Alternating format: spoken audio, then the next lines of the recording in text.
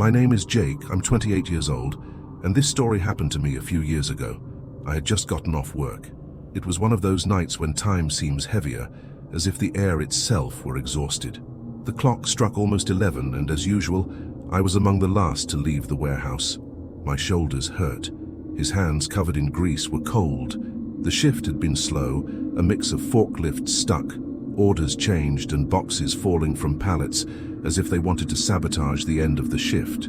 All I wanted at that moment was a hot shower, clean clothes, and the kind of silence that only exists when you close your bedroom door and turn off the world outside. Outside, the Colorado cold was even crueler than usual. It wasn't just the wind. It was as if ice was in the air, entering through the pores, wedging itself between the ribs. Dry cut, invisible blade. I took a deep breath and walked to the car, my boots making that hollow sound on the asphalt of the empty parking lot. I got in, started the engine, and waited for the timid heat to come out of the fans. I took the usual road, a narrow strip of dark asphalt that snaked between the mountains and the forest.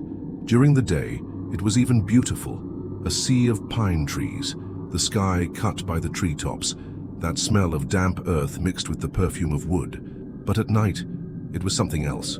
The darkness felt alive, and that night, she was different, denser, closer. At first, I didn't pay much attention. I was tired, my head was full, and the sound of the engine was almost hypnotic. But all it took was one curve, the one right after the lake, where the road usually goes straight, for everything to change.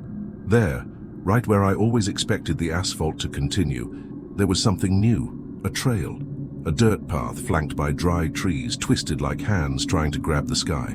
That didn't make sense. I passed by there every day. That trail didn't exist. I would have noticed. It would have made sense. I applied the brake lightly, confused.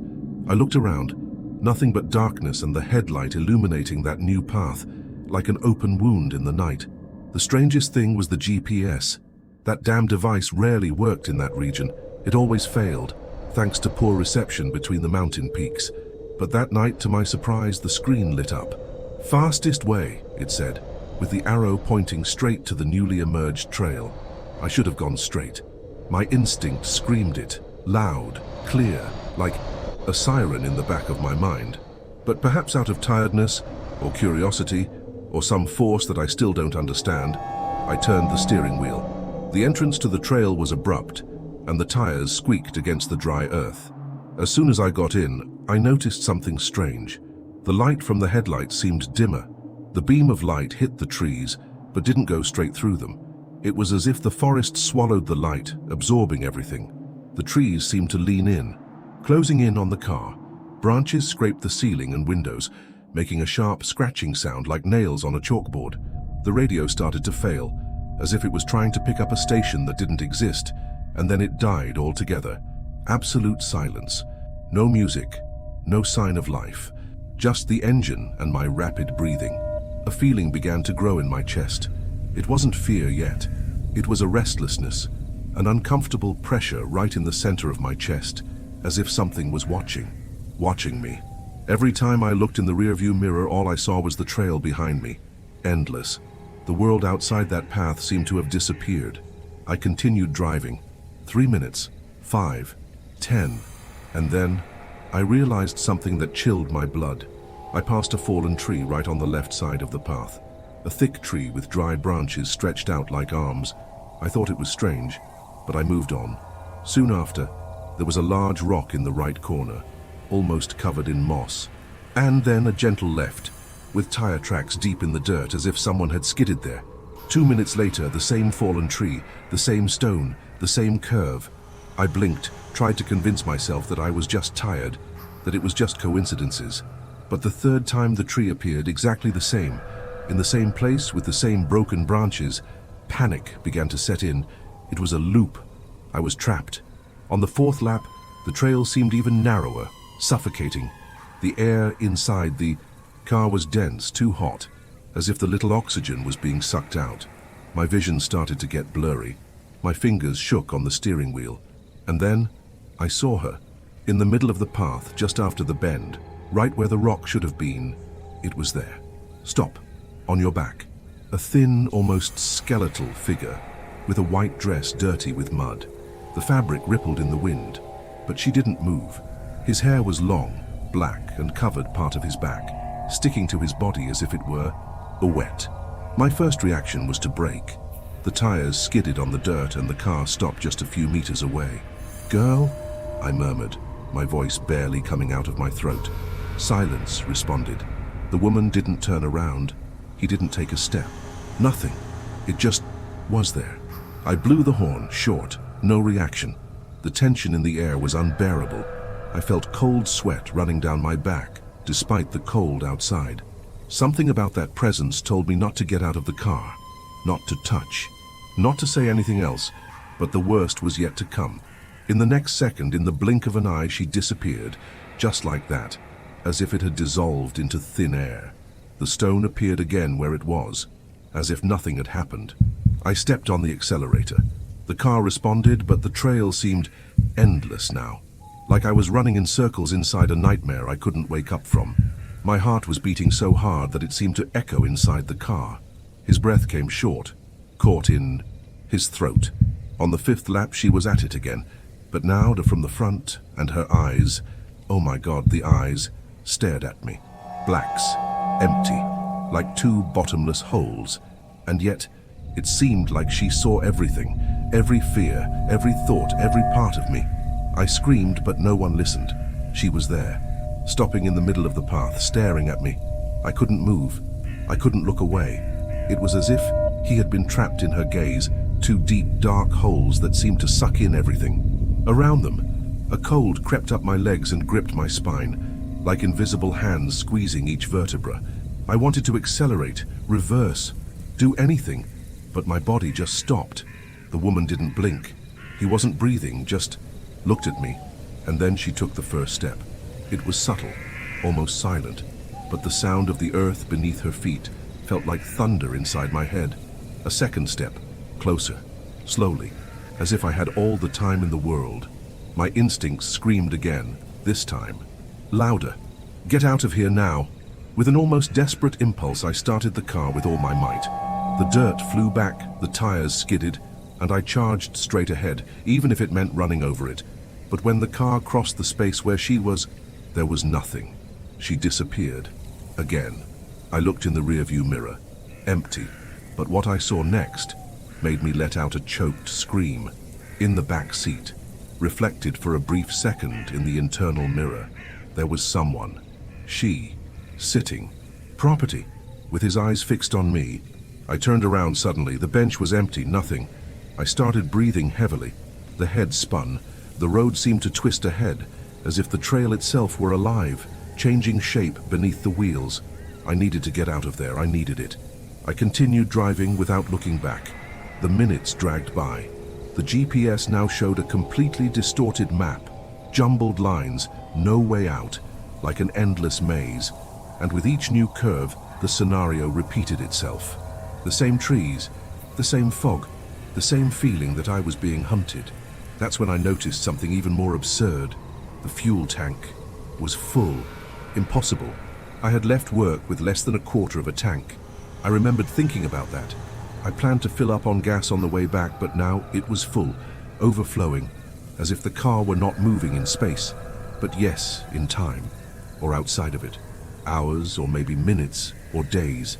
Later, I spotted something new, a construction, an old house, made of dark wood, partially hidden by the fog. It appeared to the right of the trail between the trees, with broken windows and a fallen porch. But most of all, what caught my attention was the light. A single candle lit on the front windowsill. I don't know why, but it attracted me, as if part of me knew there would be answers there, or at least a chance to wake up from this nightmare. I parked the car, which was already shaking as if it was about to die, and got out. The wind was still, totally immobile, as if the world had held its breath.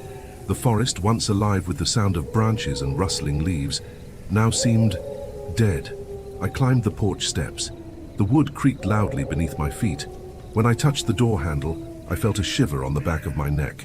She turned easily and the door creaked open. Inside, the air was warmer, but it was an uncomfortable, sticky heat, like a room where someone had just died. The smell was musty, rotting wood, and something metallic, like dried blood. There was furniture covered in sheets and crooked pictures on the walls. The candle was still burning, casting dancing shadows across the room. It was then that I heard it. A voice, weak, whispered, coming from upstairs. "You're back." My body froze. That voice, I didn't recognize it, but at the same time it seemed familiar, like a forgotten echo of childhood, an old nightmare. I climbed the steps slowly, each step echoing like a drum. The voice was repeated, stronger now. "I waited for you all this time." At the end of the corridor was a door that was ajar. Light escaped through her. My heart was beating so hard that I could barely hear my own thoughts. When I pushed the door, she was there, the woman on the road. But now it felt different, more human. His eyes were still empty, but there was something in his face, an old pain, a sadness that seemed to weigh down centuries. "You left me," she said. I don't know who you are," I replied, stuttering. She took a step forward. "But I know who you are, Jake." That paralyzed me, my name. She knew my name. "You've been here before, when you were just a boy, with your father. He never came back. You forgot, but I never forgot," she whispered. My mind was spinning. Fragments of memories began to emerge. A trip with my father many years ago, a trail, an accident, a moment when he got out of the car to ask for help and never came back. I cried, screaming for him, and then nothing. Silence. My mother never talked about it. I always said he had abandoned us, but now it all made sense. This trail, this house, this place. I had already been there, and something or someone let me go. "You forgot, but I never forgot." Her words echoed in my mind like hammers. I couldn't look away. The woman took another step forward. The floor creaked beneath her bare feet. The black eyes consumed me. "You promised you'd come back, and now you've finally done it." I tried to step back, but my legs were pinned to the floor, as if the house itself was holding me back. The air in the room was heavy, unbreathable. The candle in the corner of the room flickered, and the shadows distorted on the walls as if they had a life of their own. I was just a kid. She smiled, a crooked smile that didn't reach his eyes. Children lie, men pay. In that instant, she disappeared. The candle went out. I was left in the dark, total. A deafening silence swallowed the room, and then something whispered in my ear close to my skin. "Now it's my turn to follow you." I spun around in despair. Nothing, just darkness, and the quickened sound of my own breathing. I ran. I almost stumbled. Down the stairs, bumped into the front door and pushed it open with all my might. The forest outside was even darker than before. No stars, no moon, as if the sky had disappeared. I got into the car, turned on the ignition with shaking hands. The engine coughed, called. I engaged reverse, then first, and sped down the trail. But she was everywhere, in the middle of the road, between the trees, in the reflections of the mirrors. Time distorted. The trail repeated itself, lap after lap. Sometimes I heard footsteps outside the car, sometimes inside, as if she walked beside me, whispering my name. "Jake!" I started to lose track of time. I slept for seconds. He woke up with a jolt, and every time she was closer, sometimes in the back seat, sometimes on the passenger window, sometimes in the rearview mirror behind my eyes. "Are you going to forget again?" she asked. "No, let me out," I screamed, and she just smiled, as if he knew that had already happened, that she had hunted me before, that I had already run away and come back and forgotten, until at one of the curves I saw a light, weak, yellowish, a post, a damn lamppost in the middle of the forest, and beyond it, the road, the royal road, the one I had come from, as if the trail had decided to open an exit. I stepped on the accelerator. The car jumped out of the ground and returned to the asphalt with a violent jolt. GPS died again. The radio chirped and tuned to a local station playing some 80s music. Everything seemed normal, but my heart was still racing. I didn't stop. I drove into town straight to my house. I went in, locked all the doors, closed the windows, turned off the lights, and stayed in the dark of my room, sitting on the floor, listening to my own thoughts in a loop. The next morning, the sun shone as if nothing had happened.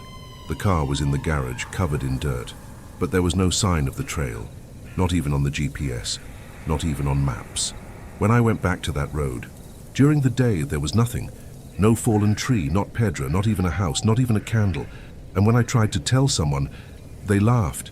My co-workers thought I had fallen asleep at the wheel.